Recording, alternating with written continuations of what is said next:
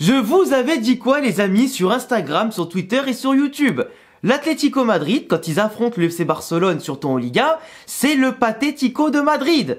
C'est que des mecs qui sont capables de jouer bien contre les petites et moyennes équipes, ou alors des fois de se transcender comme au dernier derby contre le Real Madrid, le temps d'un match quand le Real Madrid se déplace avec beaucoup d'absents et de blessés importants, et du coup ils en ont profité forcément avec une meilleure forme à ce moment-là, mais contre le Barça, c'est le Patético de Madrid. Pourtant, cette année 2023, entre la saison dernière et ce début de saison, l'Atlético Madrid, c'est pas du tout le Simeone pur souche qu'on connaît, pur jus qu'on connaît. C'est un Atlético Madrid qui joue, qui a en tout cas un football offensif intéressant, mais sur Ligue des Champions, c'est pas forcément trop ça. Mais en Liga, contre les petites et moyennes équipes et du moins les concurrents, ils font à merveille en tout cas le boulot. Ils font un football qui est bon dans les transitions, qui est efficace, qui est tueur, qui est solide.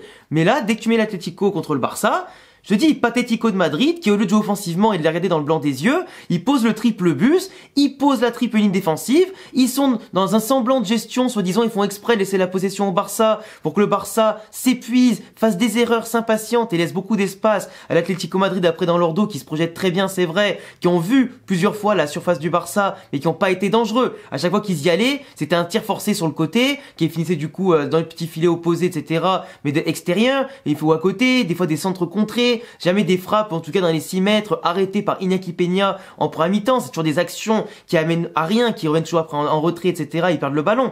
Ou alors il y avait souvent des hors-jeux, etc. Mais l'Atlético Madrid, tu peux pas être dans cet aspect-là du jeu ultra défensif quand tu sais pas gérer ton match. Le Barça en face a fait sa plus belle première mi-temps depuis le début de saison, bien au-dessus encore de celle contre le Real au Classico. Le Barça était dans la gestion, tactiquement, footballistiquement, techniquement, physiquement. Ils étaient partout. Aujourd'hui, tous les mecs ont été excellents, sauf Lewandowski devant, qui lui, je pense, il a été marabouté. Il rate tout ce qui est facile, même les trucs avec l'époque, il pouvait même marquer avec sa tub ou j'en sais rien. Là aujourd'hui, il n'arrive plus à marquer un but quasiment. Il a marqué quelques-uns début de saison et des buts importants. Mais Lewandowski, par rapport à la machine qu'il était, là, il prend que des mauvaises décisions. Il fait des erreurs de déplacement, de jugement, il bonifie pas les ballons, il vient s'encastrer dans les défenseurs, ses appels sont pas aussi tranchants qu'avant, mais c'est pas le mec le plus rapide ou quoi. Mais là, il pèse plus sur la défense, il pèse plus. Il a une présence, mais elle est amoindrie de fou. Tu comprends pas ce qui lui arrive. Et ça devient inquiétant. Au-delà des statistiques, son apport dans le jeu, il est quasiment introuvable. Et même dans ses remises, il est pas sûr, tu vois. On dirait limite Rosselló. Tu vois, on dirait limite Rosselló. Et globalement, forcément, ça impacte le Barça, qui marque pas autant, qui se met pas aussi vite à l'abri que d'habitude. Et forcément, là, sa crise de confiance, impacte un peu aussi l'effectif, tu vois. Mais l'Atlético Madrid, pour revenir sur eux, tu peux pas faire de la gestion quand t'arrives même pas, après derrière, à toi être dangereux, marquer des buts et tout ça. Et en plus, qu'en première mi-temps, ils auraient dû prendre au moins 2-3 buts, l'Atlético.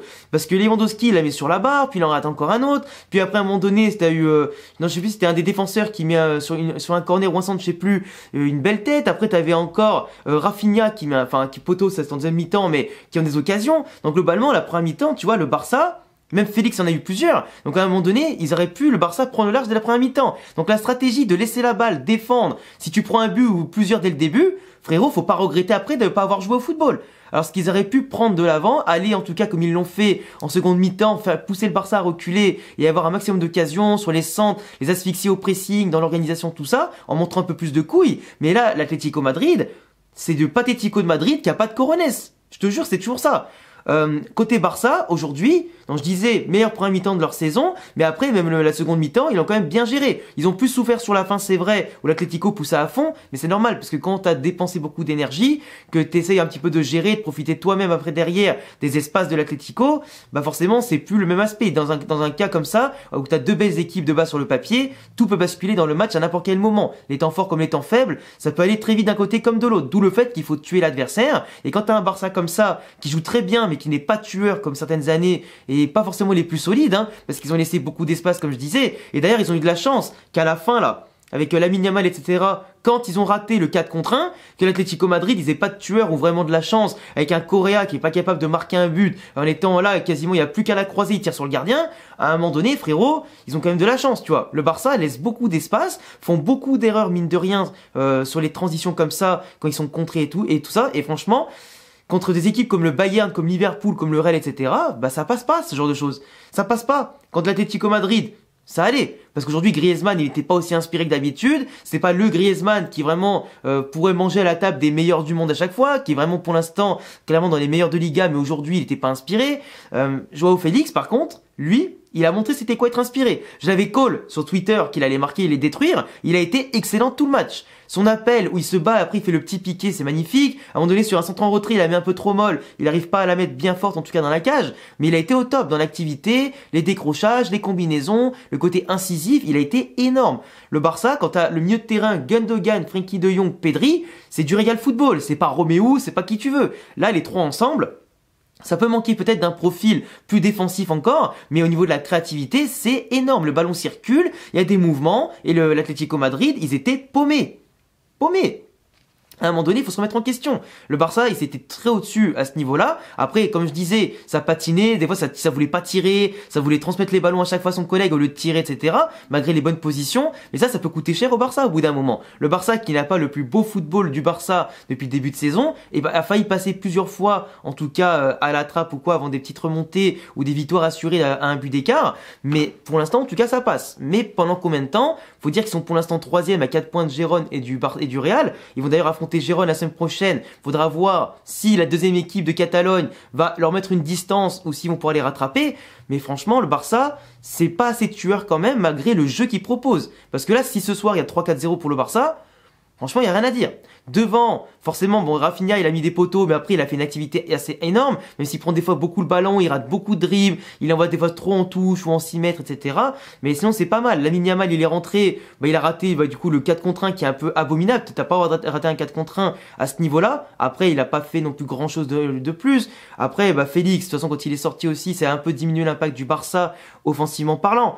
Mais après, les défenseurs, par contre, Koundé, Aroro, mais quand tu les vois à ce niveau-là, tu sais que ta défense, elle est ultra solide. Cancelo, quand je le vois jouer, j'ai trop la haine, parce que j'aurais bien aimé l'avoir au Real Madrid. On l'a pas voulu, du coup après il allait au Barça, mais quand tu le vois à ce niveau-là, techniquement, et ce qui fait qu'il soit au couloir droit ou au couloir gauche, pour déborder, pour apporter des solutions, apporter surnombre au milieu de terrain, sa classe technique pour ressortir aussi, sa vitesse, il est partout, tu vois.